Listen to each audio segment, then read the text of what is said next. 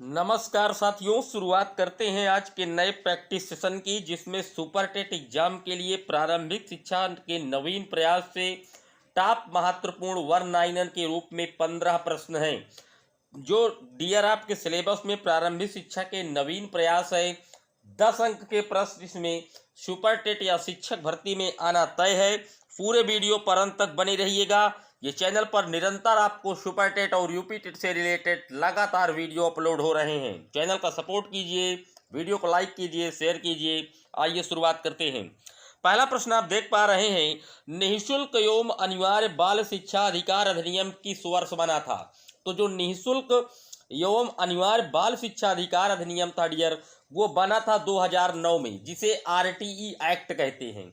लेकिन पूरे भारत में ये लागू कब हुआ था? तो 1 अप्रैल 2010 से ये लागू किया गया था।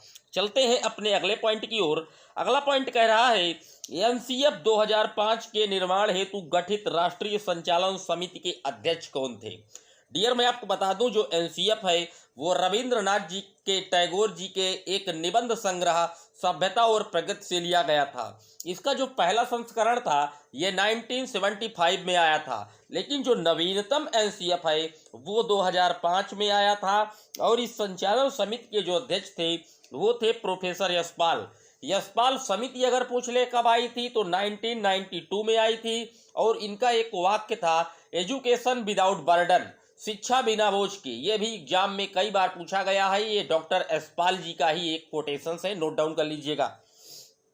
चलते हैं अपने अगले प्रश्न की ओर। एनसीएफ 2005 के कितने अध्याय हैं? तो एनसीएफ 2005 में डियर 5 अध्यायों में एनसीएफ बटा हुआ है। और एनसीएफ जो है करके सीखने की वकालत करता है डियर। चलते हैं अपने अगले पॉइंट की ओर।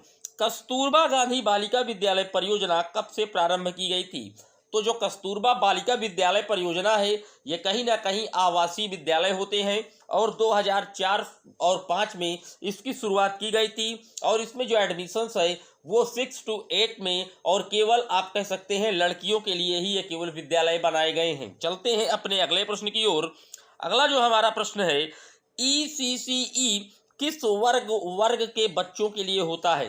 तो डियर, ये 0 से 6 वर्ष के जो बालक होते हैं उसी के लिए ये ईसीसीई होता है। कई बार एग्जाम में पूछा गया है। चलते हैं अपने अगले पॉइंट की ओर। बाल अधिकार का प्रस्ताव कब पारित किया गया था? कहां से पारित किया गया था, कब पारित किया गया था? तो डियर, जो बाल अधिकार का प्रस्ताव है ये यूएनओ में पारित किया गया था। बात आई है यूएनओ की, बता दें इसकी स्थापना कब हुई थी? तो 24 अक्टूबर 1945 को यूएनओ की स्थापना हुई थी। इसका हेडक्वार्टर न्यूयॉर्क में है डियर। चलते हैं अपने अगले प्रश्न की ओर। सर्वप्रथम अनिवार्य प्राथमिक शिक्षा का बिल किसने सरकार के समक्ष प्रस्तुत किया था?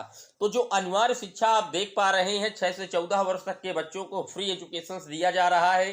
कहीं ना कहीं 2002 में 66वां संविधान संशोधन हुआ था, और 21A आर्टिकल्स में इसको कहीं ना कहीं ज्वाइंट किया गया था, जोड़ा गया था।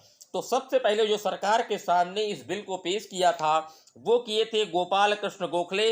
नोट डाउन कर लीजिएगा। चलते हैं अपने अगले पॉइंट की ओर। भारत में सर्वप्रथम कौन सी ईसाई मिशनरी आई थी? तो भारत में सर्वप्रथम जो ईसाई मिशनरी आए थे वो पुर्तगाली लोग थे। और भारत में तंबाकू की खेती इन्हीं पुर्तगालियों के द्वारा ही दी गई थी। और ये सबसे ज्यादा समय तक गोवा राज्य में रहे, और 1961 तक ये गोवा में पुर्तगालियों का कब्जा रहा। 1961 में गोवा कहीं ना कहीं पुर्तगाल से स्वतंत्र रूप से आप कह सकते हैं कि आजाद हुआ था। चलते हैं अपने अगले पॉइंट की ओर। राष्ट्रीय शिक्षा आयोग के अध्यक्ष थे। तो जो राष्ट्रीय शिक्षा आयोग के अध्यक्ष थे वो थे डॉक्टर DS कोठारी। और ये आयोग आया था डियर 1964 में। नोट डाउन कर लीजिएगा। चलते हैं अपने अगले प्रश्न की ओर। विश्वविद्यालय अनुदान आयोग की स्थापना कब की गई थी? ये यूजीसी की बात कर रहा है डियर। यूजीसी यानी कि यूनिवर्सिटी ग्रांट कमीशन, इसका हेडक्वार्टर न्यू दिल्ली में होता है। और ये विश्वविद्यालयों को आप कह सकते हैं मान्यता प्रदान करने की एक संस्था है। इसकी स्थापना 1953 में हुई थी। और इस समय वर्तमान समय में जनवरी 2023 में यूजीसी के जो अध्यक्ष हैं वो कौन है? तो वो हैं M जगदीश कुमार। नोट कर लीजिएगा। चलते हैं अपने अगले प्रश्न की ओर। जिला शिक्षा एवं प्रशिक्षण परिषद की स्थापना कब हुई थी? ये डाइट कुल मिलाकर पूछ रहा है कि डाइट की स्थापना कब हुई थी। जिस डाइट से बीटीसी या आप कह सकते हैं डीएलएड इत्यादि के प्रशिक्षण का कार्यक्रम संचालित किया जाता है, उसी की बात पूछी जा रही है। हर डिस्ट्रिक्ट में एक होता है डियर, और इसकी स्थापना 1986 की शिक्षा नीति के बाद 1987 में हुई थी। नोट कर लीजिएगा। इसी 1987 में ऑपरेशन ब्लैक बोर्ड भी आया था, ये भी आप साथ ही साथ ऐड कर लीजिएगा। चलते हैं अपने अगले पॉइंट। अगला पॉइंट है बुनियादी शिक्षा का प्रत्यय दिया गया था। तो जो बुनियादी शिक्षा है ये कुल मिलाकर वर्धा प्रस्ताव में आई थी, और वर्धा प्रस्ताव में जो बुनियादी शिक्षा है, बेसिक शिक्षा है, प्राथमिक की तालीम शिक्षा है, उसको महात्मा गांधी जी के द्वारा प्रेरित किया गया था। यानी कि इसका जो आप कह सकते हैं प्रत्यय था वो गांधी जी के द्वारा दिया गया था। चलते हैं अपने अगले पॉइंट की ओर। संविधान की समवर्ती सूची में शिक्षा को स्थान कब मिला? चूंकि इस समय जो शिक्षा है हमारी वो समवर्ती सूची में है, लेकिन इसके पहले ये समवर्ती सूची में नहीं थी। समवर्ती सूची में 1976 से शिक्षा आई है, उसके पहले कहीं ना कहीं ये केंद्र सूची का विषय हुआ करता था डियर। चलते हैं अपने अगले पॉइंट की ओर। उपनयन संस्कार का शाब्दिक अर्थ क्या है? उपनयन संस्कार का शाब्दिक अर्थ ये होता था डियर, गुरु के पास या समीप ले जाना, उसे उपनयन संस्कार कहा जाता था। कई बार एग्जाम में इस तरीके के जो लेटेस्ट प्रश्न हैं वो हर प्राथमिक शिक्षक भर्ती में पूछे जा रहे हैं। बात कर लेते हैं अपने अगले पॉइंट की। सर्वप्रथम बड़ौद नरेश ने किस सन में अनिवार्य शिक्षा का शुभारंभ किया था? तो आप देख लीजिए, जो आप अभी आरटीई एक्ट 2009 देखते हैं उसके पहले ही, बहुत पहले कहीं ना कहीं जो प्राथमिक शिक्षा है या आप कह सकते हैं निःशुल्क शिक्षा है, अनिवार्य शिक्षा है, उसका शुभारंभ किया गया था, और वो थे बड़ौदा नरेश। अब बड़ौदा नरेश ने 1893 में ही कहीं ना कहीं अनिवार्य शिक्षा का शुभारंभ किया था, और जो इनका नाम था इस राजा का बड़ौदा के, उनका नाम था गायकवाड़ जी।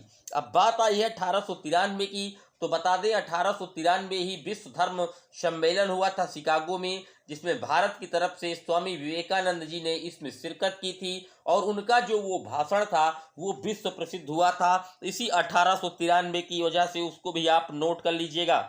ये थे टॉप 15 महत्वपूर्ण वर 9 प्रश्न, वो भी कहीं ना कहीं प्रारंभिक शिक्षा और नवीन प्रयास से, जो आपको आगे आने वाले सुपर टेट एग्जाम में निश्चित तौर पर सफलता दिलाएंगे, क्योंकि ये बिल्कुल लेटेस्ट सीरीज चल रही है। वन लाइनर के रूप में आपको आसानी से याद हो जाता है, और कम समय में ज़्यादा प्रश्न या ज़्यादा टॉपिक को इस तरीके से कवर किया जाता है। ये सीरीज आपको कैसी लग रही है कमेंट जरूर करिएगा, और जितने साथी चैनल पर पहली बार आ रहे हैं चैनल का सपोर्ट कीजिए, वीडियो को शेयर कीजिए। इस तरीके के निरंतर वीडियो इस चैनल पर आपको लगातार मिलते रहेंगे जब तक प्राथमिक शिक्षक भर्ती में आपकी एक सीट पक्की नहीं हो जाएगी। फिर मिलेंगे नेक्स्ट प्रैक्टिस सेशन में, तब तक के लिए जय हिंद जय भारत, थैंक यू।